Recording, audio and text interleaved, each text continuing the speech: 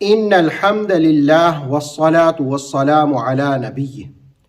دنیا میں جنت سے آئے ہوئے دو قیمتی یاقوت کہاں ہیں، اور پھر مقام ابراہیم کے حیران کن تاریخی حقائق کیا ہے؟ سورہ آل عمران کی 97 نمبر آیت میں حرم کعبہ کی 5 خصوصیات کون سی بیان کی گئی ہیں؟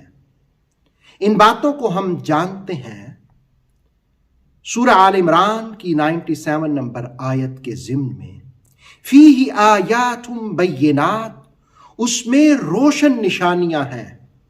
حرم کی پہلی خوبی اس میں روشن نشانیاں. نمبر 2 مقام ابراہیم، اس میں مقام ابراہیم ہے. ومن دخلہ کان آمنا، اور جو اس میں داخل ہو گیا وہ امن میں آ گیا. تیسری خوبی وہ امن کا مرکز ہے. وَلِلَّهِ عَلَى النَّاسِ حِجُّ الْبَيْتِ، اور اللہ کے لیے لوگوں پر بیت اللہ کا حج ہے. چوتھی خوبی یہ ہے کہ وہاں حج ہوتا ہے. من استطاع الیہ سبیلا، جو استطاعت رکھتا ہے وہاں جانے کی. یعنی 5ویں خوبی یہ ہے کہ وہ لوگوں کے لیے ایک مرکز ہے، مرجع ہے. وَمَن كَفَرَ، اور جس نے کفر کیا. فَإِنَّ اللَّهَ غَنِيٌّ عَنِ الْعَالَمِينَ، بے شک اللہ تعالی جہانوں سے بے نیاز ہے، غنی ہے. سورہ آل عمران کی اس سے جو پہلی آیت ہے یعنی 96، اس میں بھی حرم کعبہ کی 5 خوبیاں بیان کی اور 5 اس میں ٹوٹل ہوئی 10. اب اس میں جو پہلی خوبی بیان کی وہ ہے فیہ آیات بینات، اس میں روشن نشانیاں ہیں. یعنی اس سے پہلی آیت میں جو خوبیاں بیان ہوئیں کہ وہ پہلا گھر ہے، وہ مکہ میں ہے، وہ برکتوں والا ہے، وہ جہانوں کے لیے ہدایت ہے، ان سب کی طرف اشارہ کر کے کہا کہ اس میں روشن نشانیاں ہیں. اور دوسرا احتمال یہ کہ اس کے بعد جو بیان ہوا مقام ابراہیم، تو اس کی طرف اشارہ کیا گیا کہ جہاں ایک نبی کے قدم لگے حضرت ابراہیم علیہ السلام کے، وہ جگہ بھی باعث برکت ہے اور اللہ کی نشانیوں میں سے ہے. اب جنت سے 2 جو قیمتی پتھر یاقوت آئے، ان کی تاریخ کیا ہے؟ دراصل جس وقت حضرت ابراہیم علیہ السلام کعبہ کی تعمیر کر رہے تھے تو حضرت اسماعیل کو حکم دیا کہ پتھر لے آؤ تاکہ دیوار اونچی ہے تو اس کی تعمیر آسانی سے ہو سکے. تو اسماعیل علیہ السلام جبل ابو قبیس کی جانب بڑھے.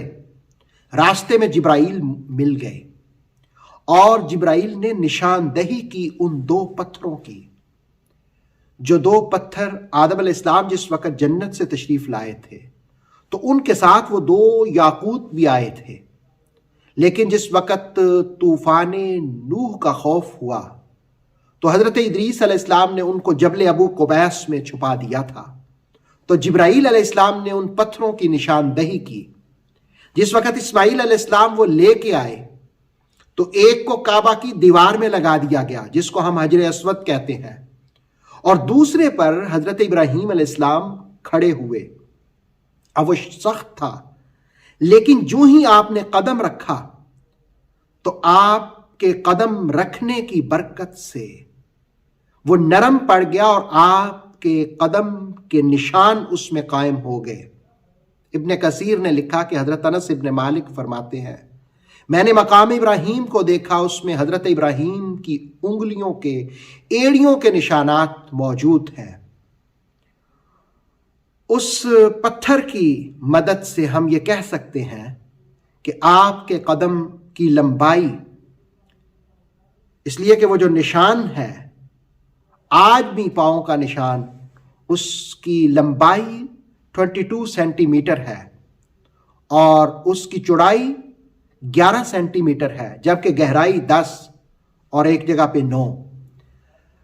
اور پہل یہ تھا کہ اس کے لیے ایک 18 مربع میٹر کا ایک کمرہ بنایا ہوا تھا، اس کے اندر یہ مقام ابراہیم اس پتھر کو رکھا ہوا تھا. لیکن پھر مطاف کے اندر چونکہ تھا تو طواف والوں کو دقت ہوتی تھی، پھر اس کمرے کو ختم کر دیا گیا اور اب کعبہ سے مشرق کی جانب تقریباً 13.25 میٹر کے فاصلے پر ایک کرسٹل کا شوکیس بنایا گیا ہے اور اس کے اندر وہ پتھر رکھا گیا ہے جس کو مقام ابراہیم کہا جاتا ہے۔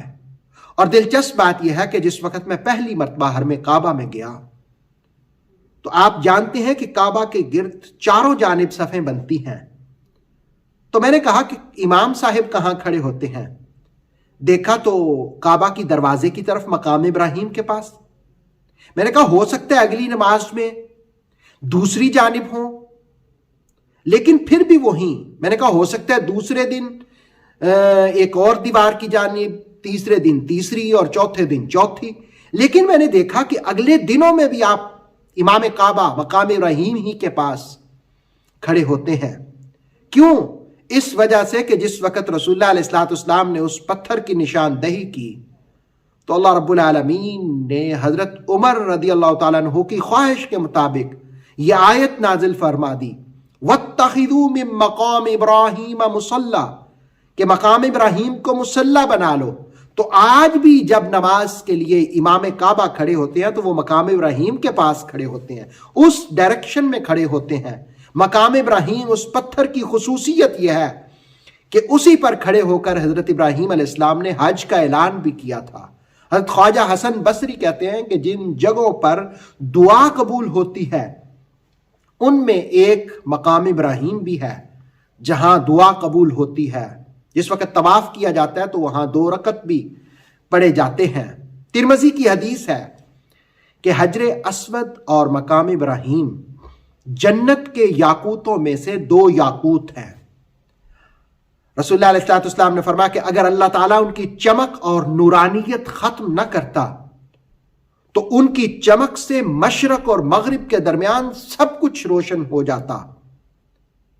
گویا مقام ابراہیم کے یہ تاریخی حقائق ہے کہ وہ جنتی پتھر ہے، لیکن اس سے بھی بڑھ کر کے اس میں قدم ابراہیم کے نشان موجود ہیں۔ اور دین اسلام میں حضرت ابراہیم کی اہمیت یہ ہے کہ آج جس وقت ہم درود پڑھتے ہیں مصطفیٰ کریم علیہ السلام پر تو حضور کی جد ابراہیم علیہ السلام پر بھی درود پڑھتے ہیں اور ان کی آل اور حضور کی آل پر بھی درود پڑھتے ہیں۔